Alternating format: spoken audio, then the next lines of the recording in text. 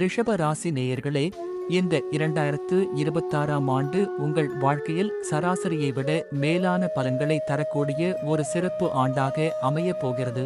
கடந்த ஆண்டு நீங்கள் சந்தித்த கஷ்டங்கள் அனைத்துக்கும் இந்த ஆண்டில் மெதுவாக தீர்வு கிடைக்கும். எந்த ஒரு காரியத்தையும் திட்டமிட்டு செய்வது இந்த ஆண்டில் உங்களுக்கு வெற்றியை தேடித்தரும்.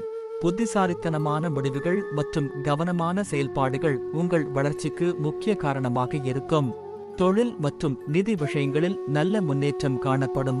சிறிய முதலீட்டில் புதிய தொழில் தொடங்கும் வாய்ப்புகள் வரும். வெளிநாட்டு வேலைக்கு முயற்சி செய்பவர்களுக்கு நல்ல செய்திகள் கிடைக்கும். கடன்கள் படிப்படியாக குறையும். கொடுக்கல் வாங்கலில் இருந்த நெருக்கடிகள் தீரும். ஆனால் பண விஷயத்தில் சற்று கவனமாக இருப்பது அவசியம்.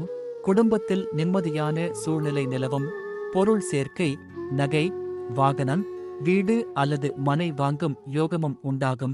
விலகி நின்றவர்கள் விரும்பி வந்து இணைவார்கள். குடும்ப தேவைகள் பூர்த்தியாகும். காதல் மற்றும் திருமண வாழ்க்கையில் சில சவால்கள் வரலாம். ஆனால் பொறுமையுடன் அணுகினால் கணவன் மனைவி இடையே இருந்த பகைமை மாறும்.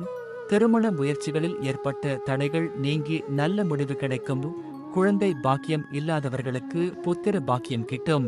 உடல் நலம் பொதுவாக சிறப்பாக இருக்கும். ஆனால் எதிர்பாராத மருத்துவ செலவுகள் வரக்கூடும் என்பதால் சற்று முன்னெச்சரிக்கையாக இருக்கவும். மறைமுக எதிரிகளால் சில தொந்தரவுகள் ஏற்படலாம். நெருங்கிய உறவினர்களே சில நேரங்களில் பகைமை காட்டக்கூடும். வம்பு வழக்குகளில் சிக்காமல் இருப்பது நல்லது. புதிய முயற்சிகளை விட ஏற்கனவே செய்து வரும் வேலைகளில் கவனம் செலுத்துங்கள். மற்றவர்களை அதிகம் நம்பாமல் நீங்களே நேரடியாக செயலில் இறங்குங்கள். நீண்ட நாட்களாக திட்டமிட்டிருந்த வழிபாடுகளை இந்த ஆண்டு செய்ய முடியும். தெய்வ அனுகிரகத்தால் பல பிரச்சனைகள் தீரும். திட்டமிடாமல் செய்யும் சில காரியங்களே வெற்றியை தரும்.